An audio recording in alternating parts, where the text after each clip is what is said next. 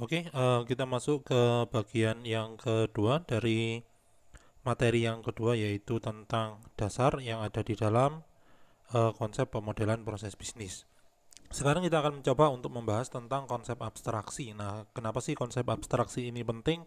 Karena konsep abstraksi ini akan memberikan suatu sudut pandang kepada seorang desain pelaksana desain dari sebuah proses bisnis untuk bisa melakukan transformasi dari bentuk yang tidak formal dari sebuah proses bisnis yang diutarakan oleh domain expert menjadi sebuah konsep yang formal, yaitu model proses. Oke, mari kita bahas tentang konsep abstraksi. Oke, selanjutnya di sini kita akan mencoba untuk membahas terlebih dahulu tentang kenapa sih suatu organisasi itu membutuhkan suatu konsep abstraksi untuk mengubah dari bentuk proses bisnis yang tidak formal menjadi yang lebih formal, yaitu model proses. Di sini konsep abstraksi itu digunakan untuk bisa memahami kompleksitas yang ada di dalam suatu proses bisnis pada sebuah organisasi. Itu yang pertama yang harus diperhatikan. Yang kedua, selain konsep abstraksi bisa digunakan untuk memahami kompleksitas, maka konsep abstraksi di sini akan melengkapi unsur-unsur yang akan membentuk suatu model proses, seperti melengkapi data, melengkapi komponen informasi, melengkapi komponen tanggung jawab dari tiap-tiap pihak yang ada di dalam sebuah organisasi di dalam proses bisnis. Nah, abstraksi sendiri itu dibagi menjadi tiga. Yang pertama, dibagi menjadi dua. Yang pertama adalah abstraksi horizontal, yang kedua adalah abstraksi vertikal.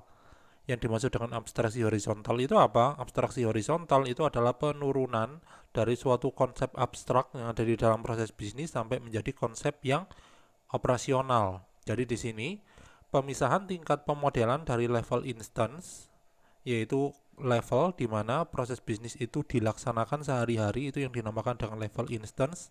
Level secara teknis yang terjadi di dalam organisasi itu yang disebut dengan instance, menjadi suatu level model, yaitu suatu model proses, menjadi suatu level meta model. Yang dimaksud dengan meta model itu sendiri itu adalah komponen-komponen yang harus ada di dalam suatu pemodelan proses bisnis. Nah, itu yang disebut dengan abstraksi horizontal. Sedangkan yang kedua adalah abstraksi vertikal. Nah, abstraksi vertikal ini apa? Abstraksi vertikal ini melakukan pemisahan subdomain yang ada di dalam suatu organisasi, yang mana subdomain-subdomain itu merupakan suatu hal yang sangat kompleks sehingga dapat diuraikan, dan tiap-tiap subdomain tersebut akan menjadi suatu pelengkap unsur-unsur dari pembentuk model proses. Contohnya seperti tadi, yaitu ada data, informasi, tanggung jawab, pelaksana, dan sebagainya. Nah, di sini pada poin yang keempat disebutkan juga ada yang dinamakan dengan aggregation abstraction. Yang dimaksud dengan aggregation abstraction itu apa? Aggregation abstraction ini nanti akan bisa atau akan penting digunakan ketika kita melaksanakan abstraksi vertikal, yaitu pemisahan subdomain yang ada di dalam organisasi untuk bisa melengkapi unsur-unsur membentuk suatu proses bisnis. Nah, aggregation abstraction itu disebut juga sebagai suatu konsep dekomposisi. Artinya apa di sini? Artinya adalah konsep dekomposisi itu digunakan untuk mendefinisikan tingkat granularitas yang ada di dalam suatu fungsi bisnis. Sehingga ketika kita mendekomposisi, maka kita akan mendapatkan suatu fungsi bisnis dari suatu fungsi yang sangat abstrak menjadi suatu fungsi yang lebih teknis yang bisa dilaksanakan oleh orang-orang atau staf yang ada di dalam organisasi. Nah, itu merupakan konsep abstraksi yang perlu kita perhatikan. Oke, untuk slide berikutnya di sini kita bisa melihat tentang konseptual model dari horizontal abstraction yang sudah kita bahas definisinya pada slide sebelumnya, yaitu yang pertama, level yang pertama yaitu level instant, yaitu level yang paling teknis yang bisa menjadi acuan dari tiap-tiap staff yang ada di dalam organisasi untuk melaksanakan kegiatannya. Yang kedua, yaitu level model yang merepresentasikan suatu model proses yang harus diikuti oleh staff-staff agar dia itu bisa melaksanakan kegiatannya dengan baik. Level yang ada di atas model yaitu meta model yang merepresentasikan komponen-komponen yang harus ada di dalam suatu pembentukan proses bisnis. Sedangkan yang terakhir yaitu meta model. Yang dimaksud dengan meta model itu merupakan konsep abstrak yang mana komponen-komponen yang ada di dalam meta model itu dapat diturunkan. Itu yang dimaksud dengan meta model. Oke, jadi ini hierarki dari yang namanya suatu konsep horizontal abstraction, dimulai dari yang paling kecil yaitu instance, menjadi model, menjadi meta model, menjadi meta model. Oke, kita akan mencoba untuk membahas masing-masing dari komponen-komponen yang ada di dalam konseptual horizontal abstraction. Seperti yang telah kita bahas pada slide sebelumnya, di sini kita akan membahas tentang komponen-komponen atau level-level yang ada di dalam konsep horizontal abstraction ya. Jadi di sini kita akan membahas 3 level. Yang pertama adalah level instance, yang kedua adalah level model, dan yang ketiga adalah level meta model. Nah, apa sih yang dimaksud dengan level instance di sini? Level instant di sini merupakan entitas real atau aktual atau yang namanya suatu kegiatan yang aktual di dalam sebuah proses bisnis yang terjadi di dalam sebuah organisasi, atau kegiatan aktual pada proses bisnis yang terjadi di dalam organisasi. Itu yang dimaksud dengan level instance. Nah, entitas-entitas yang ada di dalam level instant itu dapat berupa komponen-komponen yang ada menjadi pembentuk suatu proses bisnis seperti aktivitas, data, dan sumber daya, serta pihak yang bertanggung jawab sebagai pelaksana yang ada di dalam suatu proses. Itu yang dimaksud dengan level instance. Nah, untuk bisa mengatur kompleksitas pada proses menjadi bentuk yang lebih umum, maka akan yang namanya level instant itu dapat dikomposisi atau digeneralisasi, maaf, bukan didekomposisi tapi digeneralisasi menjadi level yang lebih abstrak. Nah, level yang lebih abstrak dari level instant yang ada satu level di atas level instant itu yang disebut dengan level model. Nah, level model ini apa? Level model ini adalah representasi secara grafis dari kegiatan real atau aktual yang terjadi di dalam organisasi. Nah, contohnya di sini adalah di dalam mendefinisikan suatu model objek, maka digunakan kelas untuk mengklasifikasikan suatu entitas yang serupa. Jadi ketika kita akan mencoba untuk mendefinisikan atau menggambarkan suatu objek tertentu, maka ketika objek-objek tersebut memiliki karakteristik yang serupa, akan kita gunakan suatu notasi yang ada di dalam kelas diagram yang disebut dengan kelas tabel atau kelas diagram ya. Nah, itu untuk yang namanya level model, sedangkan untuk yang ketiga yaitu level meta model. Apa yang dimaksud dengan level meta model? Meta model itu merupakan suatu bahasa pemodelan yang bisa digunakan untuk merealisasikan suatu proses bisnis ya. Jadi bahasa pemodelan dalam bentuk grafis biasanya untuk meta model ini. Bahasa pemodelan atau notasi-notasi pemodelan yang bisa digunakan untuk merealisasikan konsep-konsep yang ada di dalam proses bisnis. Meta model ini itu direpresentasikan biasanya sebagai sebuah bentuk notasi, yang mana notasi-notasi ini akan merepresentasikan konsep di dalam proses. Notasi-notasi ini akan bisa digabungkan dengan notasi yang lain. Contohnya di sini adalah terdapat kebutuhan untuk mendefinisikan aktivitas paralel di dalam sebuah proses. Nah, aktivitas paralel dalam sebuah proses itu ternyata bisa digambarkan di dalam bentuk notasi BPMN dengan menggambarkan dalam bentuk gateway yang berupa gateway paralel, atau kalau misalkan kita menggambarkannya pada sebuah model activity diagram, maaf, bukan model tapi bahasa pemodelan activity diagram, maka kita akan bisa menggunakan atau merepresentasikan aktivitas paralel itu dengan garis yang tebal atau disebut dengan forking. Nah, itu contoh dari horizontal abstraction. Jadi horizontal abstraction merepresentasikan bagaimana suatu pemodelan itu diturunkan mulai dari konsep abstraksi yang paling tinggi sampai konsep abstraksi yang paling rendah atau yang disebut dengan level instance. Oke, untuk selanjutnya kita akan bahas tentang vertical abstraction. Jadi seperti yang sudah didefinisikan pada slide yang pertama, pada video yang kedua ini, vertical abstraction itu digunakan untuk membagi-bagi yang namanya subdomain yang ada di dalam organisasi agar bisa dijadikan sebagai unsur pembentuk proses bisnis. Kenapa kok harus dibagi-bagi? Karena yang namanya organisasi, organisasi tersebut akan atau komponen yang membentuk organisasi tersebut bisa dikatakan sebuah komponen yang kompleks. Sehingga apabila tidak kita klasifikasikan, yang terjadi apa? Yang terjadi adalah kita akan mengalami kebingungan ketika melakukan pemodelan proses bisnis. Nah, di dalam vertical abstraction terdapat 4 atau 5 hal yang harus didefinisikan dari komponen yang ada di dalam organisasi. Yang pertama adalah function modeling, yang kedua adalah information modeling, yang ketiga adalah organization modeling, yang keempat adalah IT landscape modeling. Antara function modeling sampai IT landscape modeling ini akan membentuk suatu proses modeling. Artinya, suatu model proses itu di dalamnya harus terdapat fungsi, informasi dan data, organisasi atau pelaksananya, dan yang terakhir adalah IT yang bisa digunakan untuk membantu pelaksanaan proses organisasi. Nah, oke, kita akan bahas mulai dari function. Apa yang dimaksud dengan function modeling? Yang dimaksud dengan function modeling di sini adalah melakukan pemodelan terhadap fungsi-fungsi bisnis yang ada di dalam sebuah organisasi. Itu yang dimaksud dengan function modeling.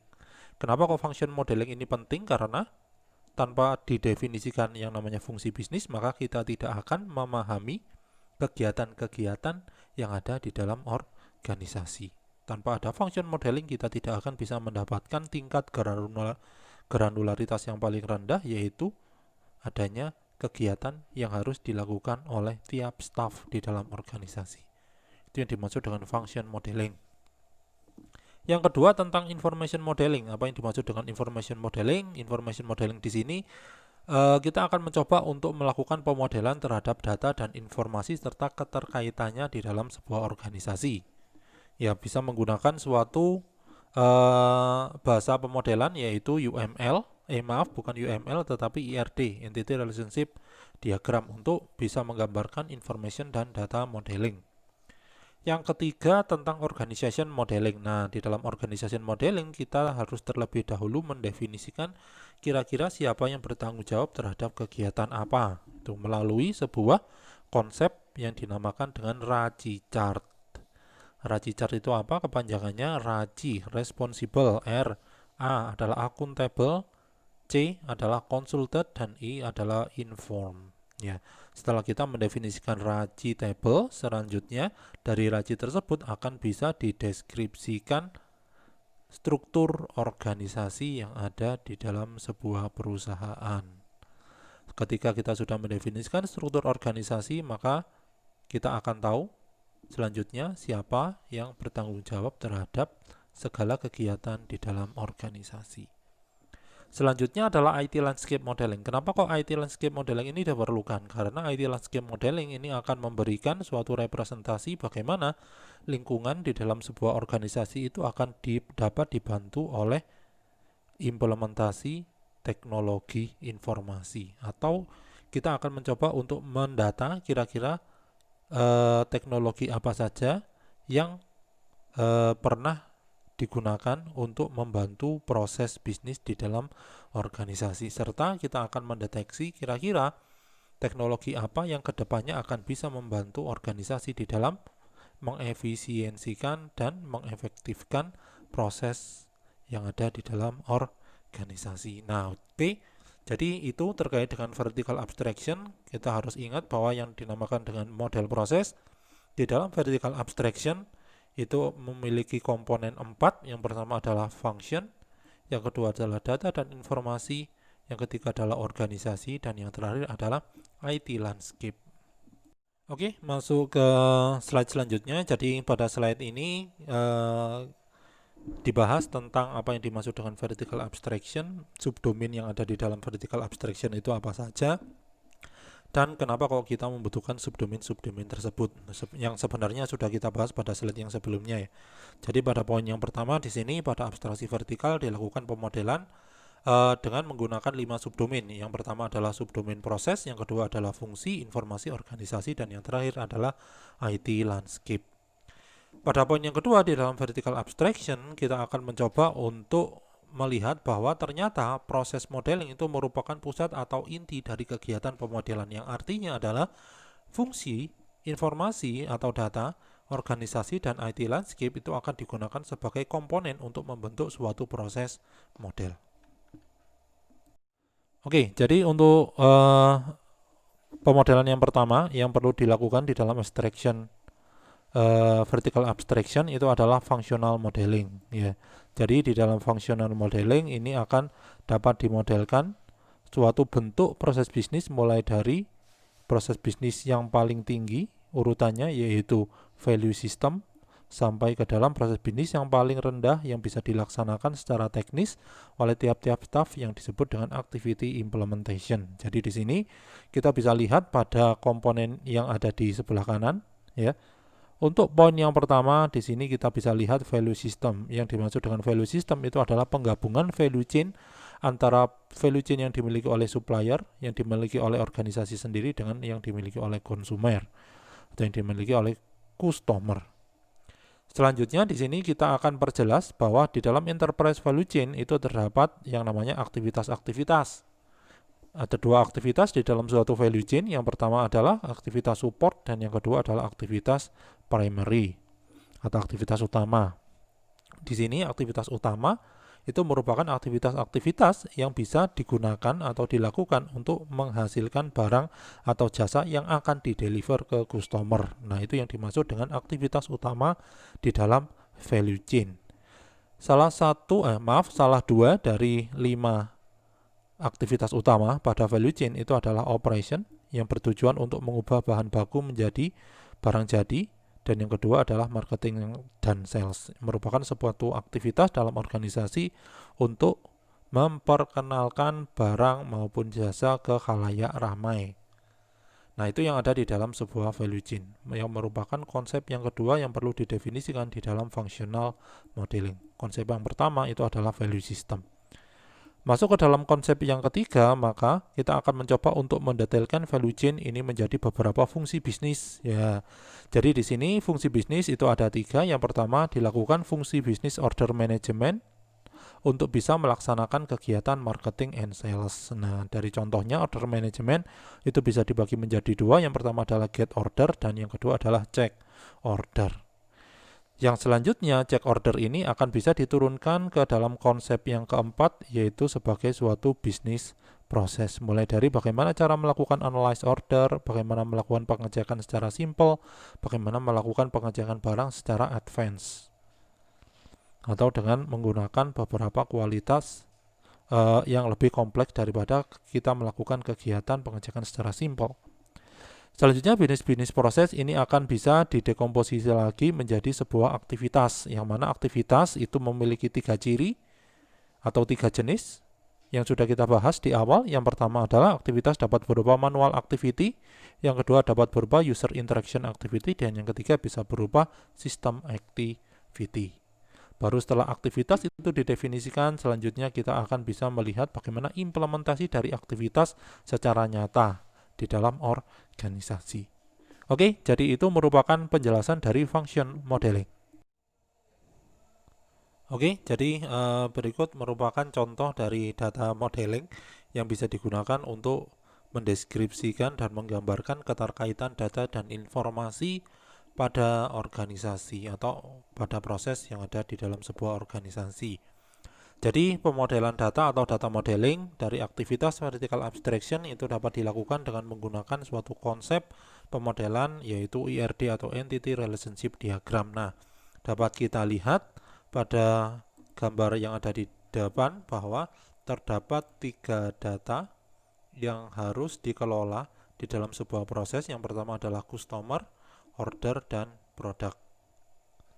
Nah, yang mana customer ini memiliki beberapa data yaitu city, discount, name, sama ID. Nah, seluruhnya ini akan bisa kita gabungkan atau kita kaitkan antara satu tabel dengan tabel yang lain atau satu entitas dengan entitas yang lain dengan menggunakan konsep entity relationship diagram.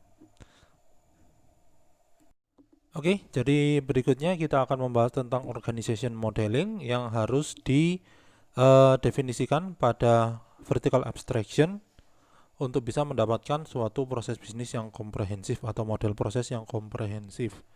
Nah, di sini pemodelan organisasi dari aktivitas vertical abstraction itu dapat dilakukan pemodelan atau dapat digambarkan dengan menggunakan bentuk struktur organisasi yang tentunya sesuai dengan karakteristik dari suatu organisasi.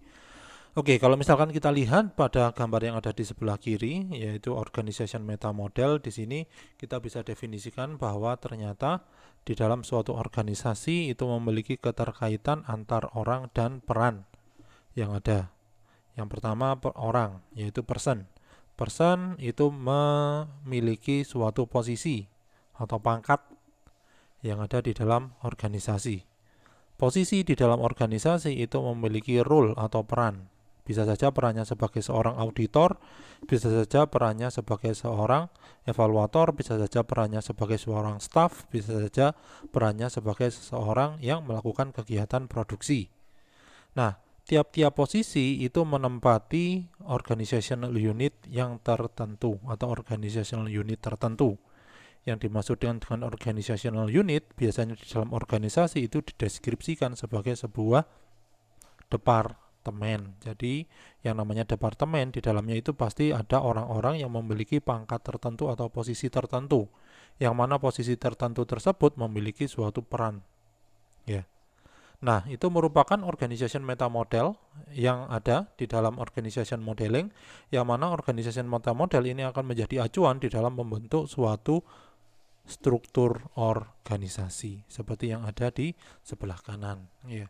Jadi di sini ada CEO, ada departemen head atau pimpinan departemen, ada asisten, ada staff dan lain sebagainya.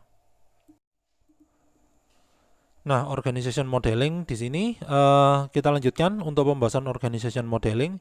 Jadi setelah kita mendefinisikan yang namanya struktur organisasi yang bisa didapatkan dari konseptual model dari organisasi, maka selanjutnya kita akan mencoba untuk memasukkan tiap-tiap peran yang ada dan tiap-tiap posisi yang ada di dalam suatu departemen ke dalam tiap-tiap kegiatan. Nah, di sini sudah ada 4 urutan kegiatan yang terangkum menjadi satu proses bisnis, yaitu enter credit request, analyze client, propose decision, sampai ke finalize decision. Nah, di sini kita tahu bahwa enter credit request, analyze client, propose decision, itu siapa yang penanggung jawabnya, pelaksananya adalah clerk atau staff. Sedangkan yang memfinalisasi atau yang mengambil keputusan final atau yang terakhir di sini adalah seorang manajer. Nah, itu merupakan contoh bagaimana organization modeling itu digunakan pada pembentukan model proses.